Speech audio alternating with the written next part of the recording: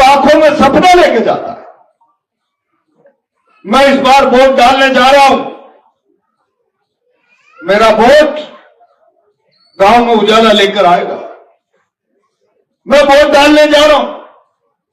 इस बार का मेरा वोट बम्बोरी के दोनों गांवों को जोड़ने वाली पुलिया लेकर आएगा। मैं वोट डालने जा रहा हूं। मेरा वोट गरीबी की अंतिम सीमा तक बैठे हुए व्यक्ति के जीवन में उजाला लेकर आएगा। मैं वोट डालने जा रहा हूं। मेरा वोट अनकमांड एरिया में अगर रात के 2 बजे का बिजली का फीडर है, कप कपाती सर्दी में कटकटाती बत्ती से खड़ा होकर पानत करता है, पानी पिलाता है, 24 घंटे का बिजली का फीडर लेके आया। मेरा वोट खुद के साथ न्याय और इंसाफ करेगा। इतना बड़ा महत्वपूर्ण वोट।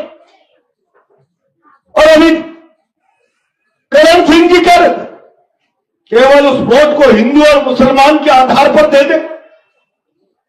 तो फिर मैं आज बम्बोरी के लोगों से पूछना चाहता हूं, अपने हाथ से अपनी तकदीर की इबादत लिखने का वोट और उसे कोई भावना में बहकर डाल देगा तो इंसाफ नाइंसाफी किसके साथ होगी?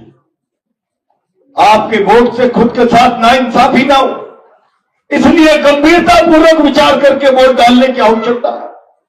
मैं इस अवसर पर केवल इतना कहना चाहता हूं, आम चुनाव जब आता है तो जब राजनीतिक दल अपना एजेंडा लेकर आते हैं, हम प्रदेश के हित में, देश के हित में हमारी सरकार बनी तो लोक कल्याण के अमुक काम करेंगे, तब विरोधी पक्ष पर भरोसा होगा, उसके वादों पर भरोसा होता है। लेकिन जब सत्ता होती है तो सत्ता के वादों पर भरोसा नहीं, उसके कामकाज की कॉपी जाती जाती है। अब आप कल्पना करें, 2 साल से राजस्थान में किसका राज है? 2 साल से यहां किसका विधायक था? आज भारतीय जनता पार्टी के लोग वोट मांगने आ रहे हैं। कांग्रेस के लिए हम वोट मांगने आए। हमारी बात पर भरोसा, हम आपके लिए जान की बाजी लगाकर लड़ेंगे। सड़क से लेकर सदन तक राजस्थान की जनता की आवाज को कोई दबाएगा तो कांग्रेस पार्टी के कार्यकर्ता की लाशों की कीमत पर दबाने का प्रयास होगा। यह भरोसा आपको दिला सकते हैं। लेकिन आज भारतीय जनता पार्टी अगर कोई झूठा झांसा देकर आपका विश्वास जीतना चाहती है तो फिर मैं कहना चाहता हूं, 2 साल के कामकाज का हिसाब मांगो, जवाब मांगो, क्या किया आपने? आपका बच्चा स्कूल में पढ़ने जाता है, 1-1.5 महीने में पहला टेस्ट होता है और 10 सवाल पूछे जाते हैं। अगर कॉपी में कुछ लिखकर आता है तो मास्टर 10 सवालों में से 10 नंबर देता है और कॉपी खाली होती, तो कॉपी खाली में 10 नंबर नहीं मिलते। आप तो 2 साल की भारतीय जनता पार्टी की कॉपी जांच लें जीतने के बाद कि इस बम्बोरी में 2 साल के अंदर कंवरलाल जी और उनकी पार्टी और उनकी सरकार ने क्या काम किया। और अगर आपको लगता है कि जो वादे 2023 के हम चुनाव में किए थे, जो भरोसा जनता को दिलाया था, उन वादों और उस भरोसे पर कायम रहने के लिए भारतीय जनता पार्टी की सरकार ने पूरी ताकत लगाकर बम्बोरी के लिए प्राण से, जी जान से काम किया है, तब मैं ये कह सकता हूं आप अपना वोट का फैसला करने के लिए स्वतंत्र।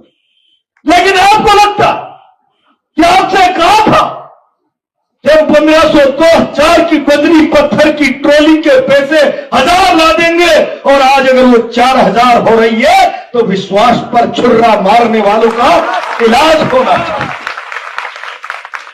आपसे कोई वादा किया था, उस वादे का खून अगर किसी ने किया है तो आज आपका वोट का फैसला उसके खिलाफ होना चाहिए। मैं लंबी बात नहीं करूंगा।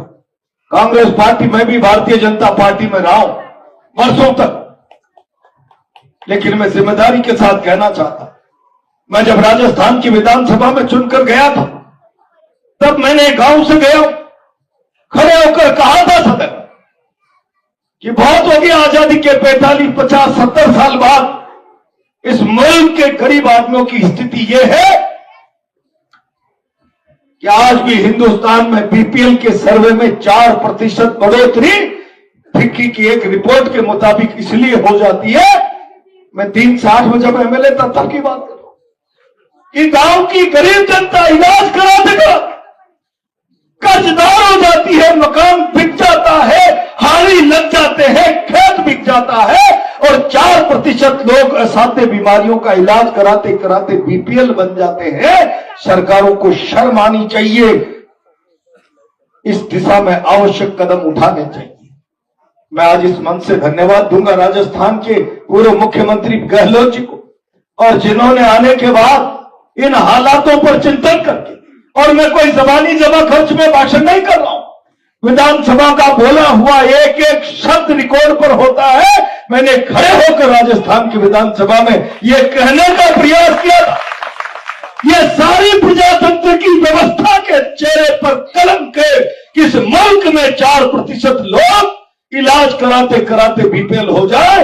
और आज मैं किस खुले मन से कहूं, अशोक गहलोत जी ने कहा अब पैसे के अभाव में कोई आदमी इलाज कराते कराते बीपीएल नहीं बनेगा, उसका सारा खर्चा राजस्थान की। मैं कितनी सारी योजनाओं पर, कितने सारी विषयों पर बात करूंगा। मैं केवल इतना कहना चाहता हूं, 2 साल में राजस्थान में चारों तरफ अराजकता है। आप विश्व गुरु बनाने की बातें करते हैं और राजस्थान के हालात क्या हैं। आज इस राज्य में घरों के बाहर खेलते हुए 3-3, 4-4, 5-5 साल की बच्चियां सुरक्षित नहीं है, दरिंदगी हो रही है। आदमी चौराहे पर भय महसूस करे तो घर में आकर सुरक्षित महसूस करे। कुचामन का एक व्यापारी अपराधियों से सुरक्षा मांगे और 1 घंटे 2 घंटे पहले सुरक्षा हटा दी जाए तो घर के भीतर घुस के उसकी छाती छेद दी जाए। मैं आज बमोरी के लोगों से पूछना चाहता हूं, कौन जिम्मेदार है इस गुंडा राज के लिए कि आदमी चौराहे से असुरक्षित होकर घर पहुंचे और घर की चौखट के भीतर भी उसकी छाती पर गोलियां उतार दी जाए, तो इंसान कहां सुरक्षित होगा। मैं ये सवाल आज राजस्थान के मुख्यमंत्री जी से करना चाहता हूं। इन विकट हालातों में आज अगर आप लोगों ने भारतीय जनता पार्टी को वोट देकर जिता दिया तो ये कुंभकर्ण की नींद में सो जाएंगे। राम राज्य चल रहा है, हमारे राज्य से जनता प्रसन्न है, देखो हमको अंता जिता दिया। 3 साल में ये कुंभकर्णी नींद अगर आज नहीं टूटी तो राजस्थान का सत्यानाश हो जाएगा और उसके लिए हम गुनाहगार साबित हो जाएंगे। और इसीलिए कुंभकर्ण की नींद तोड़ने के लिए 11 तारीख को चोर का झटका देना है कि भाई मानो तुम्हें सोने के लिए, अराजकता करने के लिए, अत्याचार करने के लिए, इस राजस्थान में अपराधियों को पनपाने और शरण रहने के लिए राज नहीं किया। राज दिया था तुम्हें लोगों के साथ न्याय करने के लिए, गरीब के साथ न्याय करने के लिए, उनके साथ इंसाफ करने के लिए। आज तुमने हालात क्या कर? अभी मैं 2 दिन पहले सोरसन के पास कौन से गांव में गया था, जीएसएस के बाहर किसानों की भीड़ लग रही थी।